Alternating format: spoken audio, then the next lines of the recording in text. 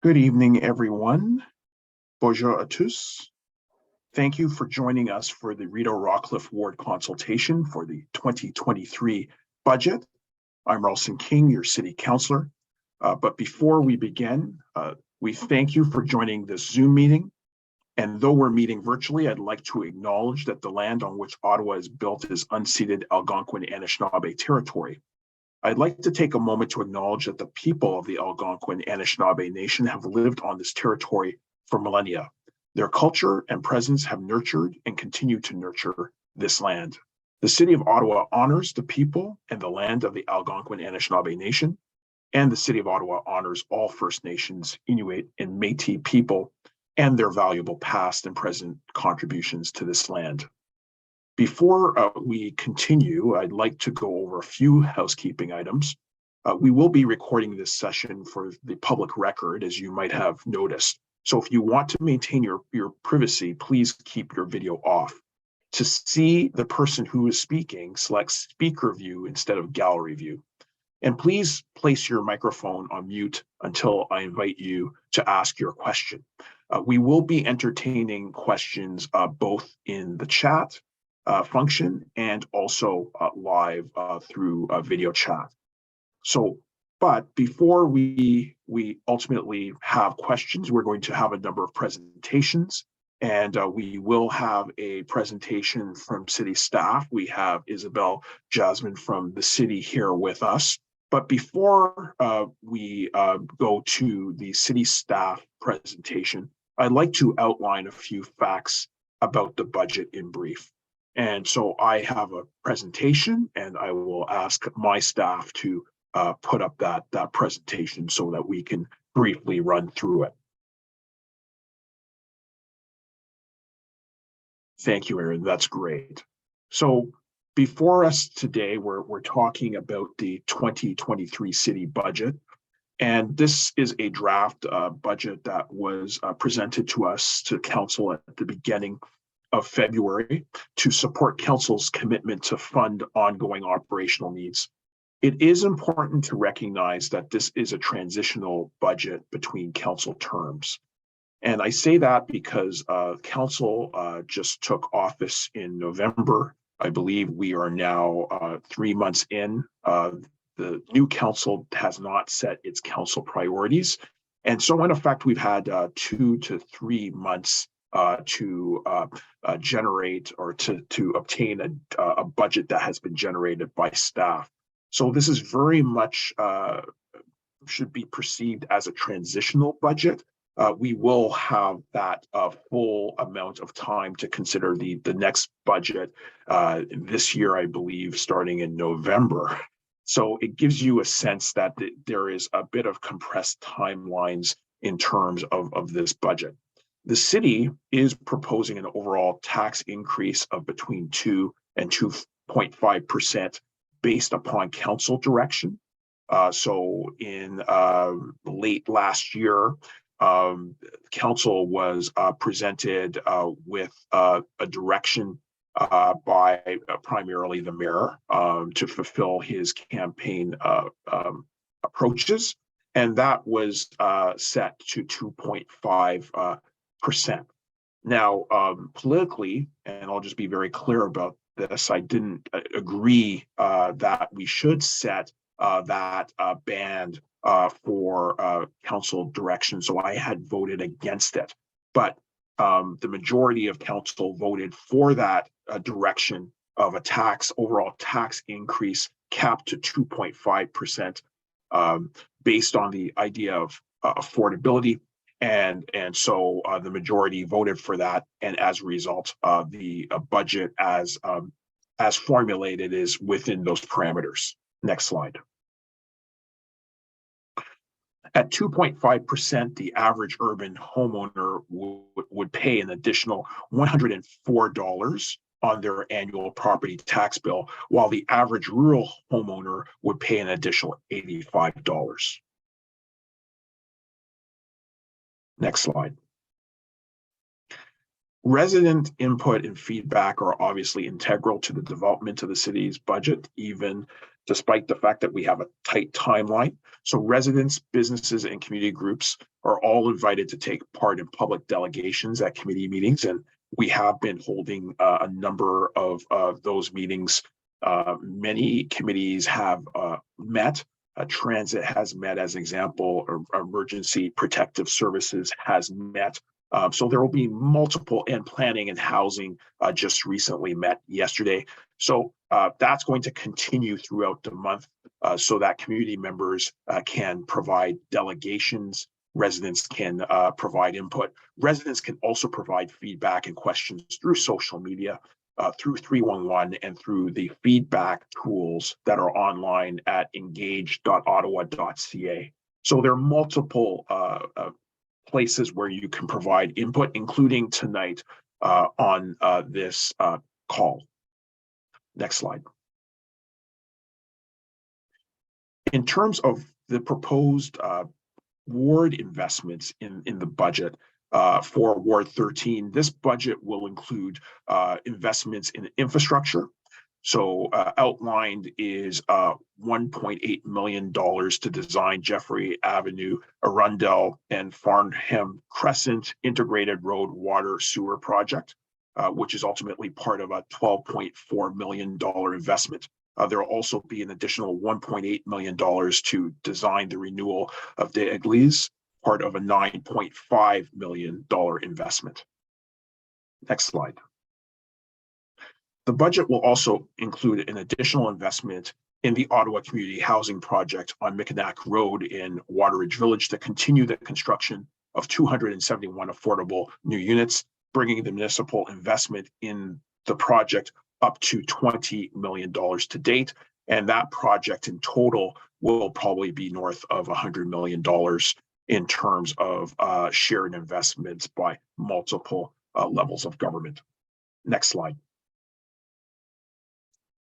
This budget will also allocate $440,000 to replace or rehabilitate parks, recreation, and cultural facilities, which include improvements to the baseball stadium, to Hemlock Park, and the Lyndon Lee Community Center. There will also be $700,000 allocated to build a new park near Coventry Road, which is part of a multi-year investment of $1.4 million. There are also going to be new investments to build parks in Wateridge Village. Next slide.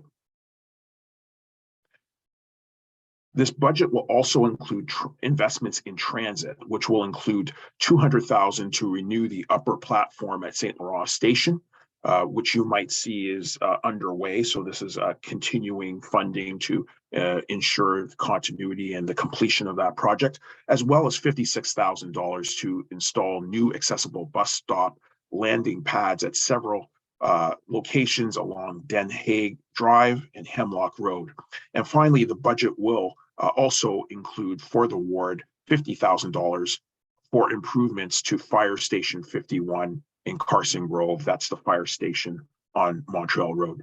So there are going to be a number of investments, but obviously these are investments that have been informed by the previous council term of council priorities.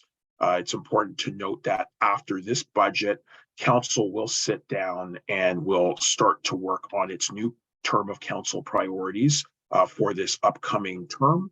And at that time, we'll also have greater discussions as to how budgets should be formulated to actually accommodate those new term of council priorities. So that's my presentation. And just wanted to give you an outline of the budget politically and also its impact on the ward as proposed.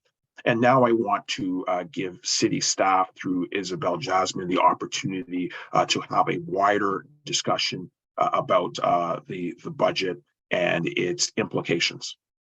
Thank you, Councillor. Back to the slides.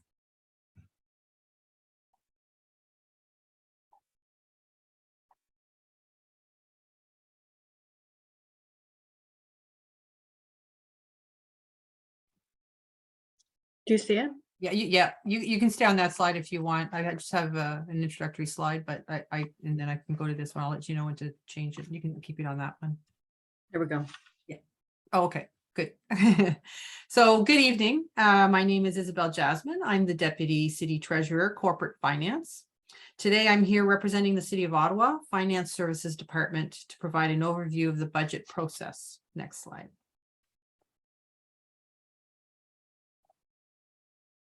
So there's an overarching framework for determining how much needs to be collected from taxes to pay for city services. To ensure that budget remains affordable, the best place to start is with a tax target. The city estimates and determines any increases to expenditures resulting from inflation, increases from collective agreements, changes in regulation, legislation, and growth to service new neighborhoods, and changes in funding from other levels of government.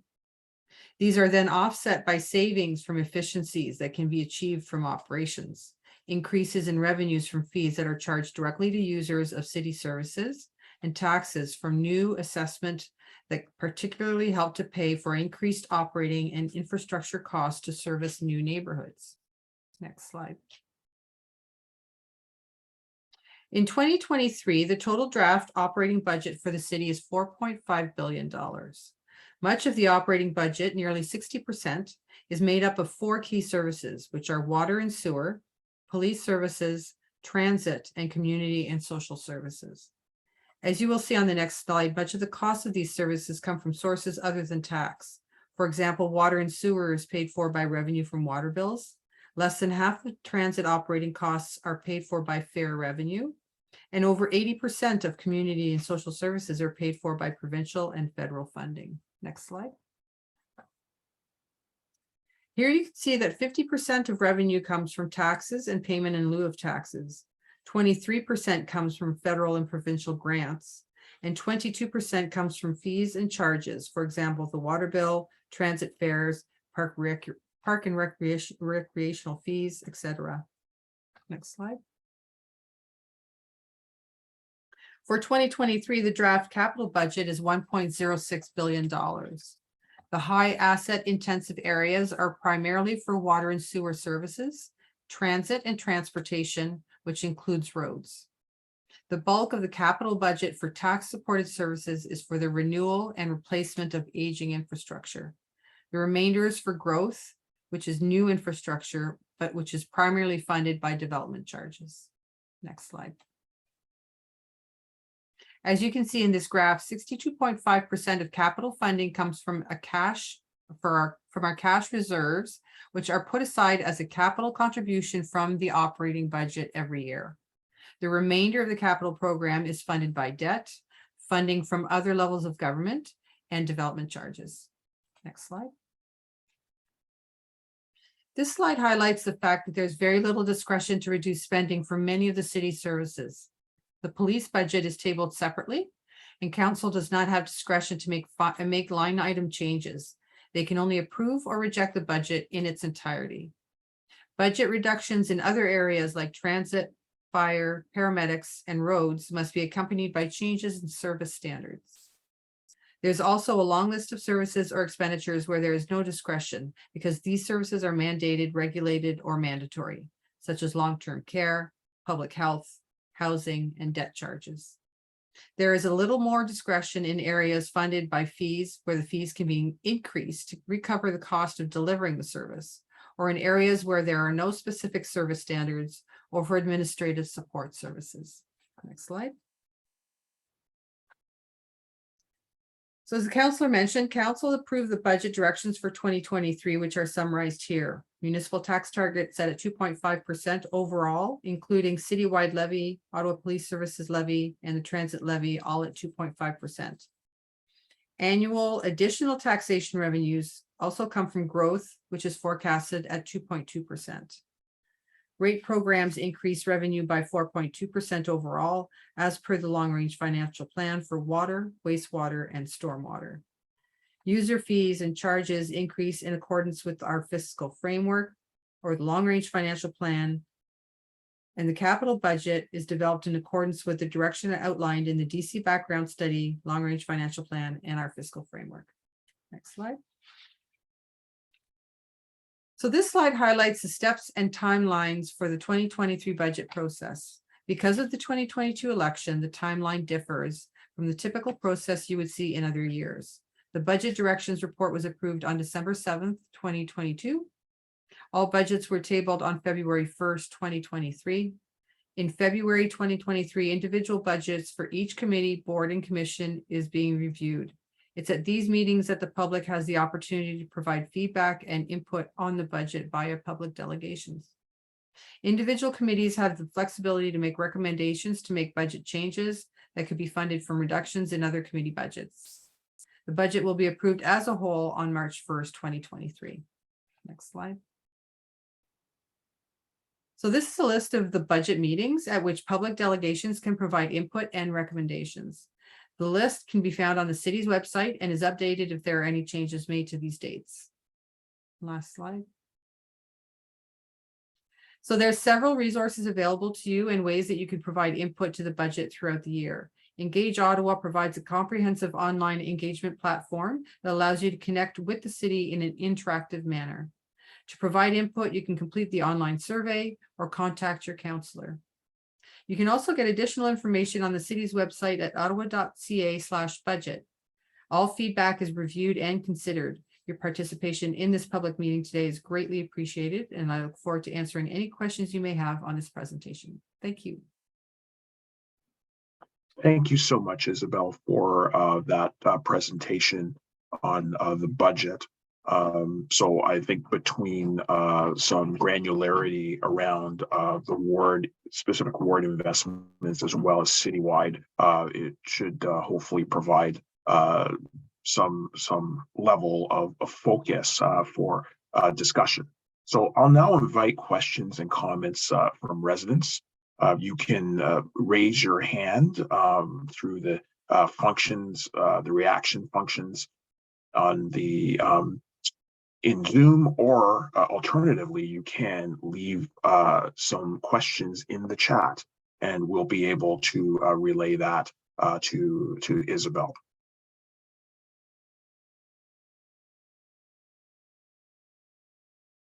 And I don't see raised hands, but I do see Lynn, who has raised her hand. So please unmute and ask your question. Oh, and I think you need to just unmute, Lynn. Oh, sorry. Boop. We can hear you now. Oh, nope, not anymore. You had it before. Yeah, you just have to hit, there we go. So we just leave it. I just have to practice on my iPad. Okay, I'm going to be talking mostly about housing tonight. My name's Lynn Markle. I live in New Edinburgh, but I'm also on the Council on Aging Housing Committee, so that my interest is very much around housing for seniors, but also housing for everybody. And I did participate, or I did view, I spent, 5 hours or so viewing the Planning and Housing Committee yesterday. So I got to see what was happening there. I have two comments I want to make. Number one, I was absolutely appalled to see that the capital budget for the city for helping build social housing, and I say helping because the city puts in very little money, but they on various projects that are usually undertaken by other people, nonprofit groups or the Ottawa Community Housing. And their money, the city's money, is matched by many others, provincial and federal, and private donations too. So like the Veterans Housing in Waterford Village, that multi-faith housing group had to go out and cap in hand and get private donations. So there's a lot of money that goes in, but the city's money helps in planning and helps put in some money that will now allow that other money to come in. So yesterday, it was very clear that although housing affordability has been on everybody's mind, the media, banks, everybody is saying that more affordable housing is needed all across Canada, and particularly as well in Ottawa, the capital budget was not increased, not even by the 2.5. It was kept at $15 million, which is hardly anything in terms of a $4.5 billion budget, 15 million. So there was a variety of groups, including the Council on Aging, that asked for that budget to be doubled to 30. Now, what we need to know is that $15 million gets about 200 units of affordable housing per year. That's what it's got in the past. So if we doubled it, maybe we could get 400 units. Now, the mayor and many other people actually talked about the need for 1,000 units per year for affordable housing. So number one, Ralston, I want you to take back that I think there is a need for doubling the capital budget so that we can really do something about affordable housing. Number two, I'm very glad to see, and you've told me this before, that there's going to be a new project in Waterridge Village with more affordable housing units. And what I would like to know, just this is a question now, is who's building it and how fast is that going to come online? How fast is it going to be constructed? Yeah, so the good news is, and I'll start with the good news, is that it's under construction. So if you actually go into Waterridge Village and you drive down Mickinac Road, you will see it under construction. And that is a building that is being constructed and operated by Ottawa Community Housing. Okay. And so when I was first elected, we were able to actually secure. So when you talk about the $15 million, the $15 million are capital investments where we work with our other partners because we are frankly dependent upon our partners. We can't fund everything out of the local property tax base. So we are dependent upon that matching, and that is actually part of the framework, of the financial framework to provide affordable housing. So we were able in 1 year to capture, I believe it was $13.5 million to make that capital investment, to provide that capital investment to OCH so that they would be able to match dollars from other levels of government, from CHMC finance mechanisms in order to build. Now, of course, I think you've hit the nail on the head, Lynn, because I definitely agree with you. We would like to see politically, and so this is your city councilor talking, more dollars allocated to those capital investments. And if you were watching the 5-hour debate, because I was in and out with different events, but I was monitoring the debate and asked a few questions on some different topics, but I was monitoring the debate. I would agree with my colleagues that we would need to find more dollars and that we should be allocating more dollars. Of course, if you listen to the debate, you would understand that wasn't feasible in that capacity, because we would have to actually locate dollars within that portfolio versus on March 1st being able to have a dialogue and deliberations across the whole budget to find savings from one area and potentially apply that to further investments. And that can only really be done at the committee of the whole with city council on March 1st when we're having those debates. I can assure you that there will be movement with my colleagues to see if we can identify dollars to do that. And of course, that is our political imperative as councillors. So I just want you to know that the way our system is structured, the amount of money that we have, as you know, we can't run deficits. Obviously, we do have to ensure affordability in terms of tax increases. Though I was not supportive because of some of these challenges that we're facing of the 2.5% cap. I thought that we should at least have a greater debate about the cost of deferral. But the impacts that you're talking about too is that the amounts of dollars, that $15 million, if it stays static, becomes less because of inflation. And so we've also experienced that. So chatting with our housing authority, with our housing agency, I know that that's a real challenge, that, you know, that $50 million only might now have 13 million or $12 million of purchasing power, and in order to be compounded. So these are issues that we are aware of, that I am sensitive to. We want to see more affordable housing in the city, but I also want you to know that we are working with our colleagues, because it can't all be borne on the municipality that has the least revenue tools to raise those capital dollars. So we are having conversations with our representatives at the senior levels of government, federal and provincial, talking about ways that we can make dollars more accessible through grant programs, through different types of housing funding initiatives, different housing funding initiatives that will benefit the municipality. So I just want you to know it's multi-tier, but I absolutely agree with you that we need to allocate more dollars. I really believe that budgets are expressions of our priorities as a city, and as residents, and it's important for us to see if we can do more.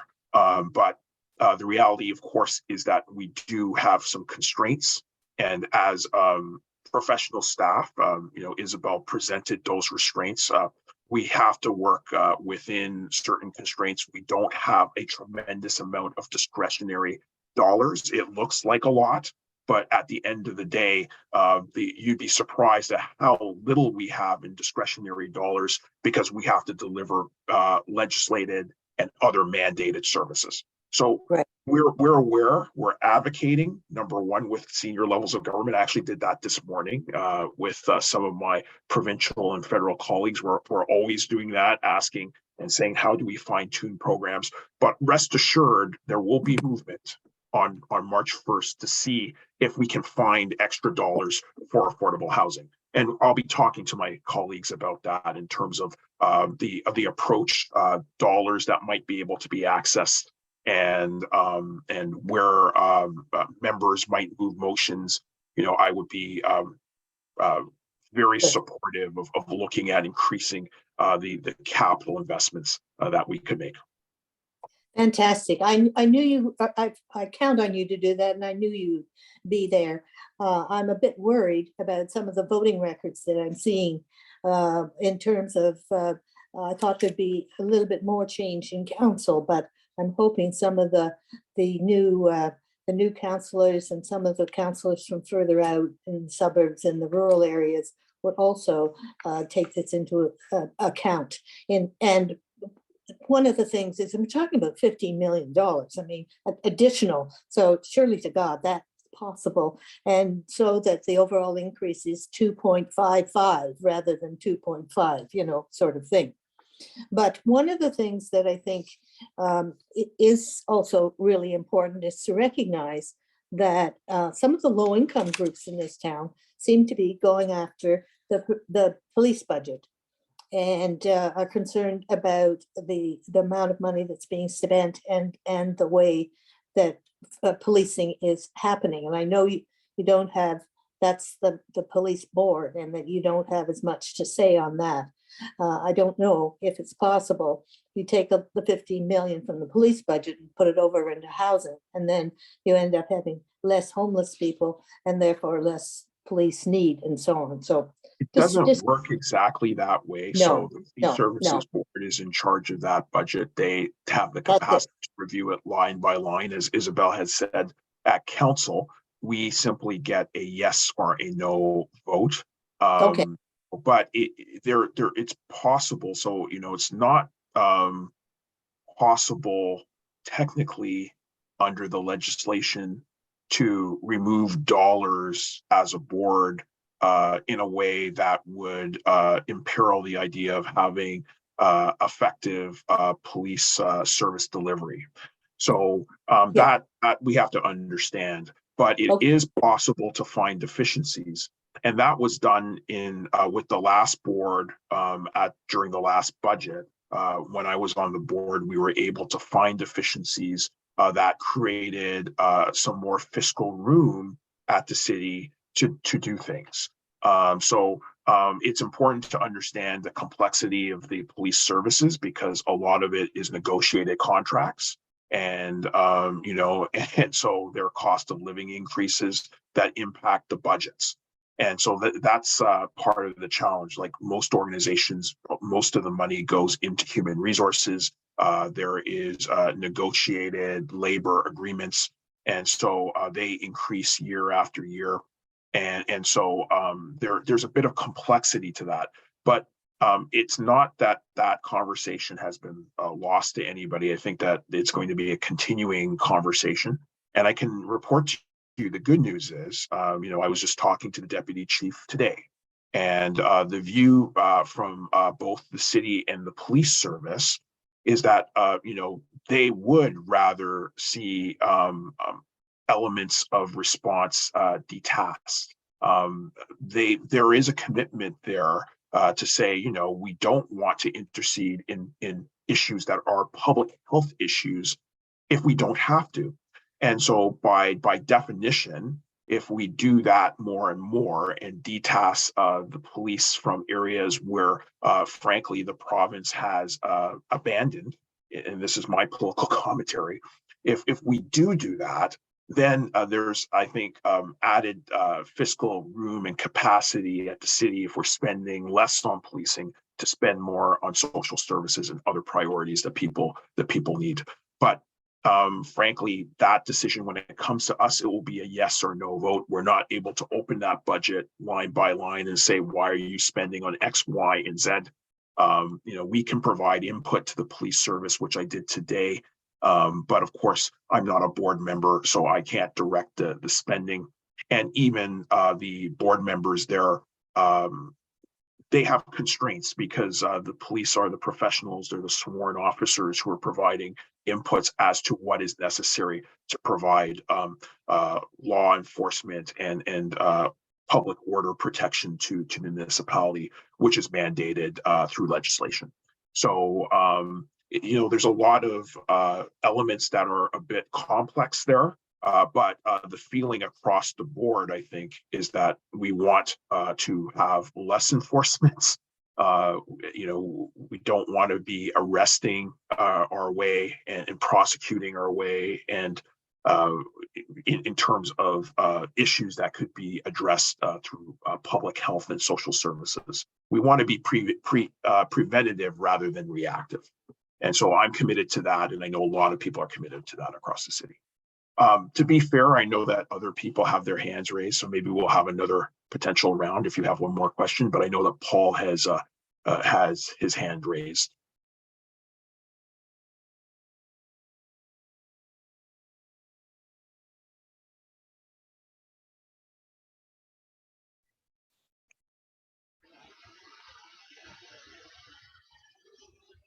So I think you've unmuted, Paul, so you can go ahead. Okay, can you hear me? Yes, we can. Oh, okay. Sorry about that. The host didn't want me to, well, they wanted to keep my mouth shut, which is probably a good idea. I'm just going to drop I guess, basically a philosophical point here. I'm a resident of the ward. I certainly believe that those who are senior should be protected such that they can continue, particularly if they're residents of the ward, they should be protected such that they can remain in the ward. So housing should be provided and or supported to the point that such people would be driven out by development or for some other reason. I also think it would be a good idea if the city, if you like, to be blunt, waived the taxes on all those who are over the age of 65, because the tax rates are not cheap. I pay $6,000 a year, and I'm still working. I have to keep working because of that kind of tax rate. But I'm certainly in favor of, for those who are unable to work, that the city put in place some kind of a program that enables people to remain living in an area which they have grown up, they have friends, whatever. And so in that sense, yes, support public housing. On the other hand, I am not in favor of affordable housing for those who are not already in the ward. I don't see why people who, and that includes myself, who spent a lot of time, spent a lot of money to make a home in the ward, other people should get to live in the place basically for free or for very low rent.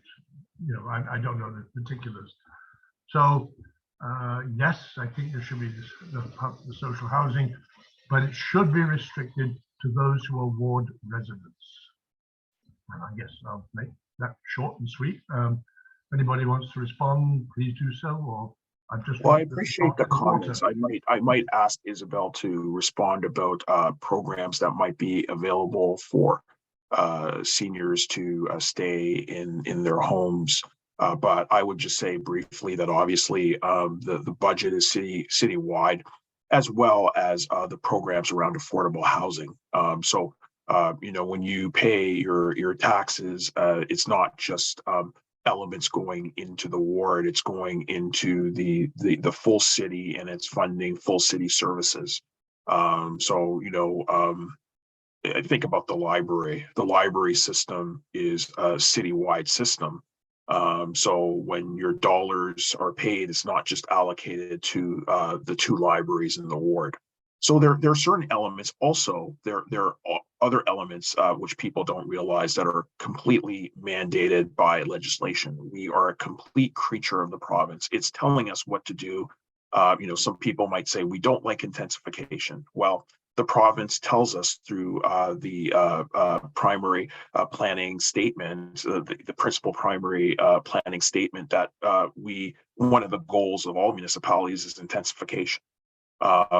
You know, so there are all these elements in legislation that frankly tells us what to do in Queen's Park. And it provides citywide investments. And in order to have a whole city, of course, you need to have citywide investments, roads, sewers. You know, we're building a system that is citywide in many of these areas. But I'll let Isabel briefly talk about the potential of tax deferral, because we might have programs that people can take advantage of there. Yeah, so we have a deputy treasurer that's responsible for revenue who knows the details, but I just pulled it up on the website. We do have a full property tax deferral program, and it's for low-income seniors and low-income people with disabilities, and you just need to apply. And you have to meet a certain criteria, and it could be deferred for a period of time until income is renewed, or and there's a whole bunch of reasons when and at which point it would no longer be deferred, but you can apply for a deferral program. Yeah, so there are mechanisms there. Those are programs that other municipalities I'm aware of across Ontario also have. It's a tool that we're able to provide. Now I see that Andre has raised their hand. I'm not sure it's Andre, but it is.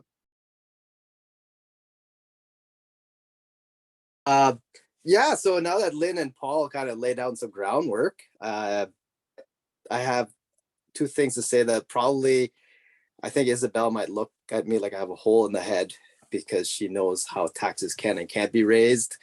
But I guess the first one is I've fallen under the cult of Georgism recently, which, if you're not aware, is an economic idea that land should be taxed based on the value of the land itself, not necessarily the property tax system that we have right now, where you're assessed both on the value of the land and the value of the improvements. And that system's worked really well historically for Canada, because we used to have single family homes as a predominant building type that we lived in. And it allowed for some redistribution of wealth at the municipal level, where if you had the largest, nicest house in the community, you'd pay a little bit more taxes, and like that could be helped for services for people who had less. But now that we're going into like multi-family units and densification, that kind of changes, because more density is actually cheaper, right? Because we get less pipes and less like roads and so on. And also, even in Worth 13, there's quite a few vacant lots that have been vacant for 20 plus years. And when the land appreciates faster than the tax rate, then there's no real business incentive to develop that land as quickly as possible to create those units. And if we moved our taxes more to tax the value of the actual land, because that land is very, very valuable, but because there's no improvements, we tax it as like a vacant lot, it's worth holding on to. And is there a mechanism where if the provinces were aboard, we could charge an alternate tax or an additional tax on the value of the land and maybe reduce tax across the board on houses that are just happen to have multi-family units and so on? Well, we always want to have discussions about new revenue tools for the city. I know that a lot of other people don't get excited about that prospect, but the reality is that, I think there's an ongoing discussion about the modernization of the revenue tools that are available to us. Right now, it is a property taxes through the assessment system that we have a certain number of fees and development charges. And, this has been the system, it feels almost from time immemorial in a way. And Yes. I would agree with you that, there needs to be discussions. And I can tell you that there are discussions at the political level through the Association of Municipalities of Ontario, the lobby group and the advocacy group that deals directly with advocacy for municipalities directly with the provincial government. And there's always, at the last meeting, I attended a session where there was discussion about different types of revenue models. So those are always being proposed. The question is, will a provincial government actually look at other tools and provide those to the cities to raise more dollars in a way that obviously people would feel would be more equitable. So, I don't know if there will be movement on that. I don't see people jumping up and down ever at Queen's Park or any government to talk about new modes of taxation or modernizing revenue streams or revenue tools. But I can assure you that it's a discussion that city staff, examines in the course of some of the reports that they provide. Some of the trends that are going on in the province and the country, just to monitor what's happening, as well as these are political discussions that are floating around Queen's Park and through multiple city halls. So I just want you to know that's the case, but I'll just be honest, obviously that's out of our purview. We're dependent upon the province giving us those revenue tools, and I can't see any drastic change to any revenue tool within this term of, I wouldn't say this term of council, but looking at this parliament, this session at Queen's Park, I'm not anticipating that. But we are going to continue to have those discussions, and those are great ideas, and we're going to note them. And when we are at AMO, at the Association of Municipalities of Ontario, we're going to continue to have discussions about that because those discussions are directed directly to the province. Mm-hmm. And I think this is a good segue into a question that John Forsey actually asked on the I'm chat. just going to add to that though, Sure. in terms of, so we did implement the vacant unit tax. So just to respond to your vacant property comment and to answer Lynn's last question, all the vacant unit tax that's being collected is being directed to affordable housing. So it's supplementing the $15 million. So that's one new thing that we did implement. And it also may release some of the properties so that people aren't holding on to those vacant properties if we're, taxing them for it and making it available for people who are seeking homes.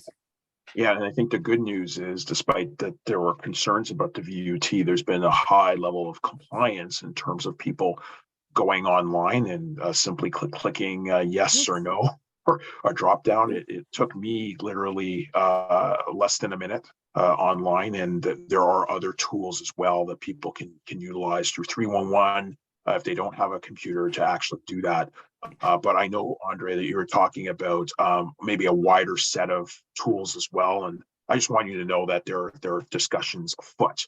And those It's a types of big discussions picture actually, thing. yeah, they translate. I was also going to ask Isabel about this question. The provincial government, this was from John Forsey, and I think it ties in from the chat. The provincial government has upset the principle of growth paying for growth. How and when will this affect Ottawa's budget? So we're predicting it'll affect us in 2024. We haven't reflected it in the 2023 budget. We're analyzing it right now. We're also updating our DC background study. So the development charges study is where once we have that figured out, and that one's due in April 2024, we'll know the exact a dollar impact, because they're asking us to phase in our development charges. So whatever they are, we can only collect 80%, I think, at the beginning, and then it's an escalating amount. So it's a significant impact for the city, but we won't be feeling it much until 2024. That's great. I think Andre has raised his hand again, so I think I'll say yes, and we'll jump to another chat question, because I feel that this is most likely going to still be on this topic. So, Well, sort of, but since John Forsey is asking a question, he might like this next one that I had lined up was seeing that we're going to raise revenue with the land value tax, like assuming that we had some extra revenue. An interesting thought that's been on my mind is that a lot of community associations feel very powerless and without having an ability to take charge of the problems that affect our lives most directly. And seeing like Manor Park, where I'm living, has over 6,000 people, which is larger than the municipality I grew up with that had its own mayor and council and budget. Then we were able to make decisions there on our own. Is there any, like, where would the roadway be started to see about the city divulging some income directly to community associations, so that when we feel as a neighborhood that our park needs an upgrade, we don't have to wait many years for funding to come through the list? We can say, this is our priority. We'd rather have this than to have, a nicer community center. We'd rather have play structures. Is there a community council that not council, but a committee that sort of issue could be raised? Yeah, so the good news is that you're talking to your counselor, and we have tools that allow us to engage with community associations, which we're doing all the time. There is a financial tool that is available to counselors' offices called CIL, so cash in lieu of parkland. So when projects are undertaken, development charges are collected, then certain amounts are dedicated to a ward budget that is actually under the direct control of my office. And it's typically used to enhance parks and sometimes potentially facilities. So we do have budgets, and we do work with residents. What we try to do is we try to tie strategically those dollars that have come in from development charges into the CIL account to life cycle improvements to parks or to a new park. So it's a strategic spend. So the city will make a priority list, and say, this park is now coming up for renewal.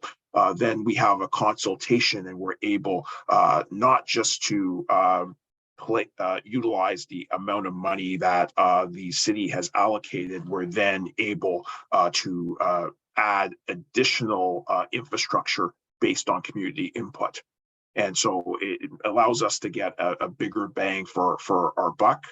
And if there are areas and communities that feel that they have not had the level of investment that they should have, and I know in Manor Park, I think of Manor Park in Alvin Heights, we will have conversations with community members to see if there are ways that we can accelerate those park investments. But in the last election, bluntly, politically, I had said very clearly that I'm interested in more investments in infrastructure and green space and parks. And I think that we're going to see that over this term. So I just want you to know that all you really need to do is contact our office, and it does help. That's the key responsibility of a city councillor, is to ensure that we advocate, promote, and work with staff to provide these amenities, and we're happy to do that. Now, I've got a few chat questions, so I'm going to do that before we go to Paul. And I think one of them was asking about the park investments. Since we're on parks on Coventry Road, the city is proposing spending $700,000 on a new park in Coventry Road that would really, I would say, accommodate some of the new proposed development in that corridor. So if you know, Coventry Road is actually a transit-oriented development sitting next to St. Laurent Station and also Tremblay Station. So that allows for a more densification, and under the new official plan, there is more of a directive to ensure that we have more densification within these main corridors that are next to transit, next to mass transit stations. And the good news is that the city is looking at pre-planning. So it is looking at planning a park in that vicinity of Coventry Road to ensure that if we do achieve higher densities, that we also have park amenities. Because if we have the density and we have hundreds of more people living in a neighborhood, they will need green space. So that's part of the planning there. And the number was not 10 million. It was a $700 million investment in a ultimately a $1.4 million portfolio, in a sense of spending in transit-oriented, in the Tremblay transit-oriented development area.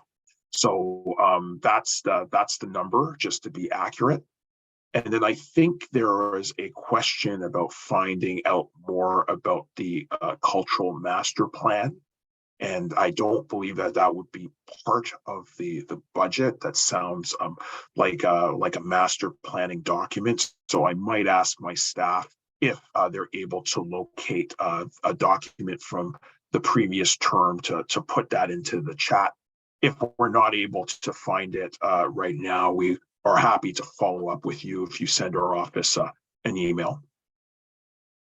And I think that Paul has his hand raised. Hi, just a quick question. Does the old Rideau High School fall within the ward? It does. And Now, just that you know, it's a community hub. right. So it's operated as a place for nonprofits and for our community resource center to operate. They've been operating there for a number of years, and Right. it will be it'll be dedicated towards community use for probably the next 10 more years, and it's still operated by the school board. Okay. I mean, I guess I wanted to throw my weight behind maintaining that field there as a recreation area for the youth in that area. Yeah, it would be a real shame if that gets churned up and turned into just a bunch of high rises or something. No. So I know that I'm kind of digressing from the budget, but just to assure you, the school board owns that land. They intend on down the road renewing that facility as demand increases. They made the assessment that a new school is necessary, and so they want to keep the whole site. The other thing to understand and remember is that these properties, in terms of disposal, go through a right of first refusal process with all of the public entities. So before they could sell to a developer, which they're not inclined to do, they would have to sell to 3 other school boards and then probably the city. And I can assure you there are other school boards that would probably snap up that property. So I'm not afraid of that. The other good news is that the community resource center under their previous executive director was really dedicated to utilizing those fields for recreational purposes. And I think that the new executive director is also really dedicated to that. Before Canada Day last year, I went out and I saw community events where people were holding soccer games on the fields. It was really great. So I think that public use is key still there for both the tenants there, the nonprofit organizations, as well as the school board. Excellent. Okay, thank you. No problem. And I think we're coming to nearly the bottom of the hour. And I think we had allocated an hour for this session. So are there any other questions?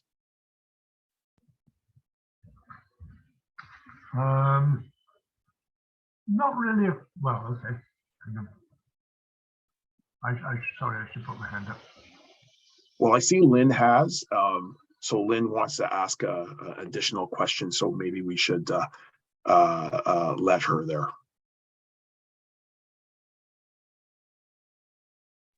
I'm okay? Yeah. Yep, you can hear me? I just want to follow up what you were talking about in terms of getting additional money for affordable housing in Ottawa by communicating with the other levels of government. It seems to me that the provincial government is kind of a write-off, but they'll do a little bit. But it's CMHC that I'm concerned about. And the thing is, it seems to me that they have a fair amount of money. They've had a good housing plan, but far too much money is going to private developers to build housing that is unaffordable, even though people in quotes call it affordable. It's 80% of the average market rent, and that's not good enough. So you probably are already saying this. You're pretty smart, and you've got lots of other people on council who are probably talking when you're having these meetings with CMHC and with Minister Hussein. But the biggest thing right now is to have CMHC move over money that was slated for private developers putting up condos and luxury rental to affordable rental and rent geared to income, and really truly affordable. And that they consider also having low interest loans to nonprofit and co-op groups so they can afford to have a project for a long time period. In the old days, when there was a lot of social housing being built, it was low interest loans that made the difference. So if CMHC were able to come up with loans at 2 and 3%, and therefore allow those and long time periods, not just 10 years, but longer time periods, so those nonprofits could be able to plan over time. They could build cities' capital budget, which is going to be increased, of course, then helps, and then we could get some more housing being planned right now. So I wish you well in your discussions with CMHC. Well, we thank you for that. Like I said, we talk to the granting agencies, to the senior levels of government, and we're always asking for greater flexibility in revenue tools. We weren't talking to CHMC this morning, but we're talking to other federal officials this morning, and we said we need flexibility in the tools, not just for the nonprofit organizations, but also for the municipalities themselves. So thank you for that, and it's something we definitely will relay. I know Paul has gone a few times, so I know Miklos has raised his hand, and we're at the bottom of the hour, so I just definitely want to ensure that he has an opportunity to ask a question. Yeah, hi, Rawlson. Thank you for this, to yourself and to the city for putting this on tonight. Can you hear me? Absolutely. Okay, great. You know what I'm going to ask you with regard to the budget is there money socked away to redo Beechwood and or at a minimum repair the sidewalks, because we've been waiting for many years. Tripping hazards, there's a lot of elderly people in the community, and it's not happening. There's no movement, and I'm very disappointed. So the key thing, of course, is, as I had said at the top of the call, I don't know if you had logged in at the top of the call, but we will have the recording available for everybody, is that this is a transitional budget. Basically, we have a new council. The time was compressed. We literally have the new council sworn in, and then literally less than a month later, budget direction was set. And then we're now just at the 3-month mark. Literally, I think that was yesterday. And we are deliberating a budget. So the reality is that this is a transitional budget. The other reality, and I tried to be clear during the election campaign, is that what I was calling for is a change in the policy tools. So at council, we need to have the policy tools to enable that rehabilitation work. So I'm score behind the complete rebuild of Beechwood Avenue and MacArthur Avenue. The problem that we have is we don't have the specific policy tools to be able to enable that. Why? Because despite the decrepit state of the street, the reality is that the pipes underneath are actually in great shape, and they won't need to be replaced for 30 years. At the city, we have a policy of only doing complete street rebuilds if we have to do integrated water sewer work. So in this upcoming transportation master plan update, which is going to be undertaken in this term of council, former Councillor Fleury and I had recommended to staff that they seriously look at changing that policy. The good news is that they have responded positively. So they are looking at the inclusion potentially of a policy tool that will allow us to do that. Once that tool has been approved by council, so it has to go through committee, has to go through the discussion. Obviously, there's going to be public input. So I'm going to encourage the community, if you want this type of policy, to delegate when it comes to a committee.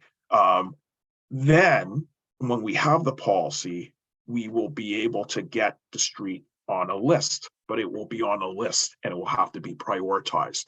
Once again, too, I try to be honest with people. Councillor Fleury has left us, but Councillor Fleury worked for 3 terms in order to raise the $60 million that was necessary for the rebuild of Montreal Road, for that revitalization. I would like that to come faster. So I'm going to talk to the mayor. I'm going to advocate very strongly with everybody. But the reality is that that type of project, based on its scope, also requires funding from senior levels of government. That's the way we do things in terms of the shared costs. But the key is the light at the end of the tunnel is that we have interest in changing that policy. So much so that I've been on different presentations with other city staff, and I've seen the idea of the Beechwood revitalization and MacArthur revitalization actually pop up in the long-term planning. And so that's, I think, a good step. In the interim, we will push for improvements to the infrastructure. And in this budget, we aren't seeing dollars. Some of the sidewalk dollars are allocated, frankly, around schools and in areas without any infrastructure. So that's one of the reasons why Den Haag was prioritized in Carson's Grove. But we're going to continue to push in the interim for those improvements, because I agree with you. We've done the walks together. The state of the sidewalk is awful. It can create massive hazards for seniors.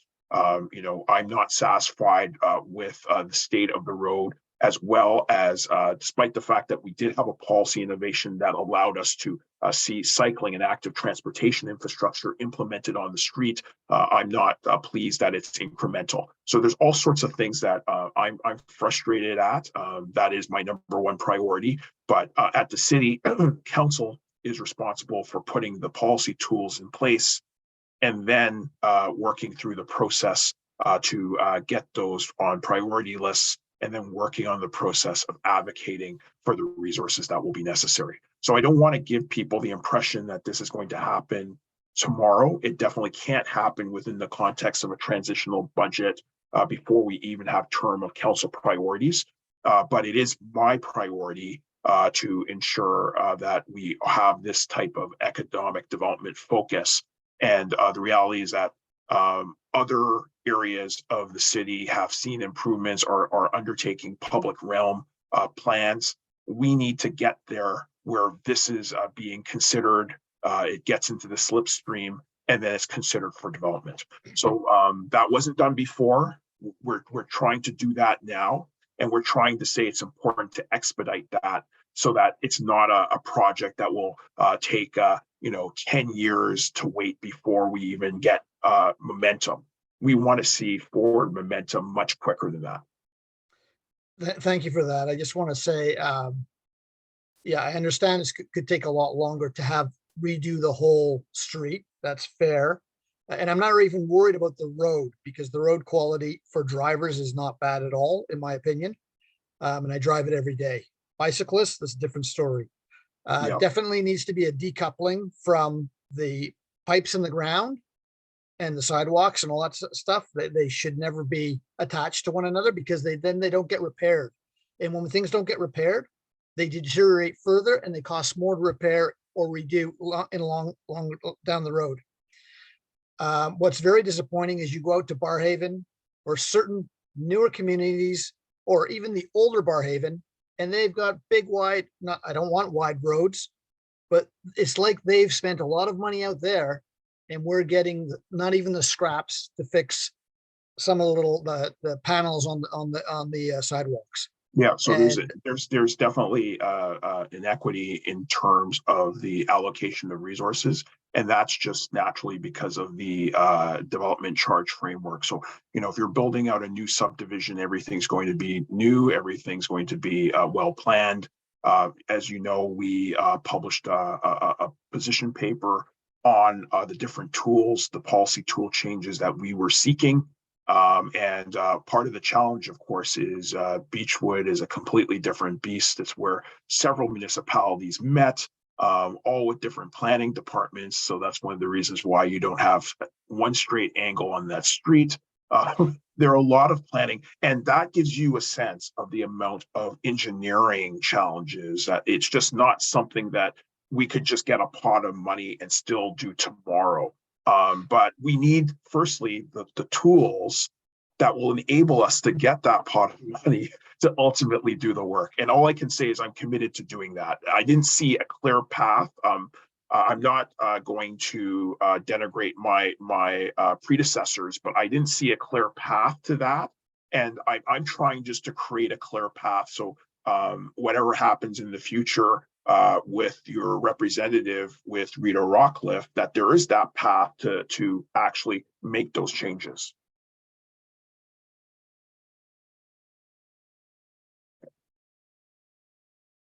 And maybe one final question, since we're running a little bit long, with Paul.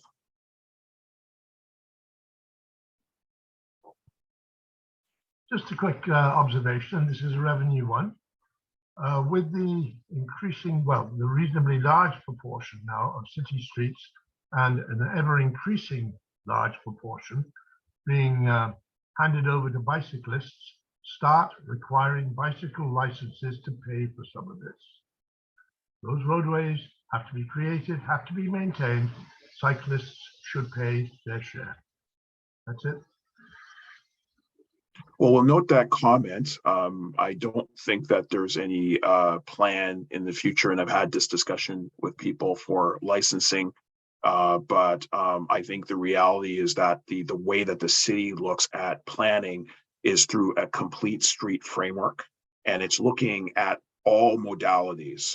It's stating that the roadway is not just strictly for cars; it's also for pedestrians and also for cyclists, who frankly, are contributing obviously to solutions around cheaper and more cleaner transportation. And so I know on occasion, when I get an opportunity to, because I live close to City Hall, I walk to City Hall. And I look at some of the conditions and say, obviously we need to improve the conditions for all modes of transportation to make the city more livable for all. So I did see, in terms of one last chat question, there is, and I think this was a follow-up to the culture master plan, and we'll look into this. If I, there are I dollars, can provide more Oh, details because when that's they great. identified in the budget, we have more details in what we call the full budget book. And if you go to past committee meetings on February 1st, there's an agenda. If you click on that, that lists all the supporting documents for that meeting. And there are things called full budget books which provide details of all the capital projects. This one was the culture master plan. It's described as the development of a new municipal culture plan that was recommended in the city's new official plan. So there's probably more details in the official plan about what was recommended, but the plan will outline how cultural resources will be integrated across local government planning and decision-making. Yeah, and that I appreciate the context from Joni, because I believe our last renewed action plan for arts, heritage, and culture might have expired in 2018. So that might be part and parcel of some of it, and it would require renewal. And what you'll see is a direct link with the approval of the new official plan, which is our guiding blueprint document at the municipality. It provides the context and the details of how things are actually accomplished are typically through the series of master plans that the city develops. So that's thank you for clarifying and appreciate that. I know that Nicholas might just have one more question, still has his hand raised, so I'll let that last question stand, and then we will let Isabel enjoy her evening. I know, sorry, you want me to go away. I know. Just a lot, again, I get it for the long term. I know that it's not an easy thing to do, and I appreciate that. The only thing is, are they going to be repairing some of those panels, those as areas that we went out many times? Are they going to do something this summer? Because it's getting ridiculous. Yeah, no, I'm going to talk to staff. Unfortunately, I think that the approach that we have taken is too incremental. And maybe this is the last tie into one of the comments, like Lynn has said, it's important to fill potholes. And I think that the approach that we've taken politically has been just to repair and not to restore. And so I'm going to continue to have that discussion with staff. They know how we feel.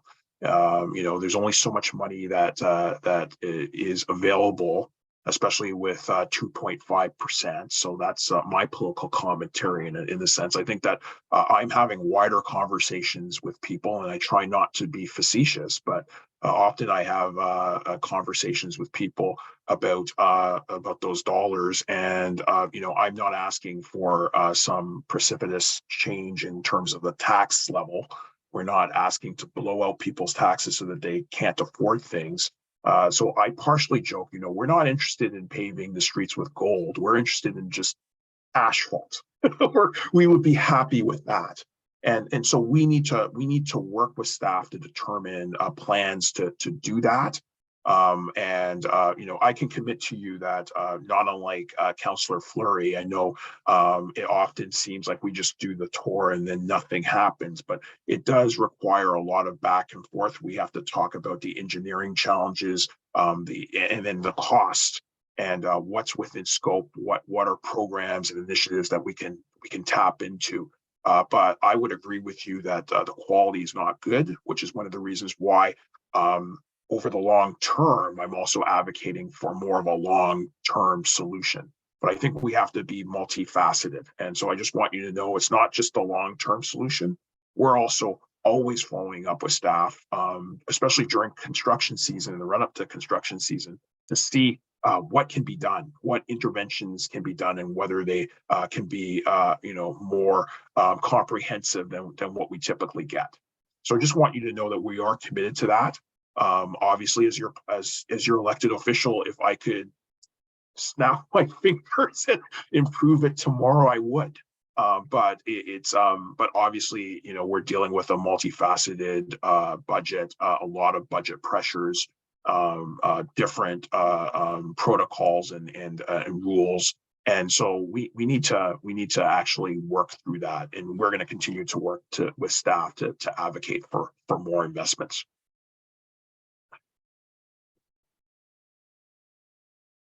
Well, I want to thank everybody for a very informative and spirited discussion. And I also want you to know that it's our intention as an office not to do this months in advance, or just a couple months in advance for the next budget cycle. We want to have a continuing dialogue with residents in terms of their priorities as council sets its term of council priorities. So I would expect a lead up where we will have a traditional session like this, but maybe also an earlier session to talk about priorities and to provide a little bit more context to communities in advance, maybe a couple months in advance of a budget, so that we can have those political discussions with our colleagues. So just want to keep that on the radar, but I really thank you for taking some time out of your evening tonight to share inputs. And we know that not everybody ask questions here. They might want to look at the budget. That's available at ottawa.ca/budget. So you can go to the website and get more information. And if you do go through those budget books and have more questions, or you want to advocate for different changes to the budget, other concerns, please feel free to reach out through those mechanisms that we said, the 311 engage.ottawa.ca, or even better, I am happy to be on the receiving end of those emails. Nicholas might not believe it, but that's the job, and we are happy to listen to your concerns and try to reflect those concerns in terms of the policy and the debate around the budget. I'd also like to thank our hardworking staff. I'd like to thank Isabel, who has been on this call answering your questions, and who has also had other staff members taking notes about your concerns to feed into the budget process. So I really thank you. Staff works long days.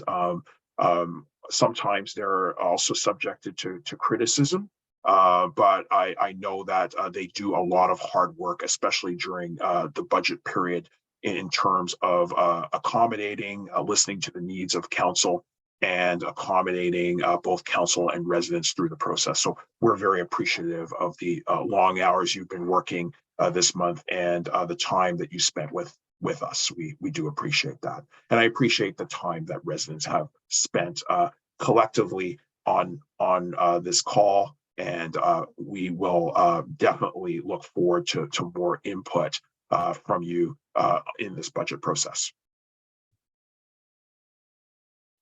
So thank you, everybody, and good night. Good night. Thank you.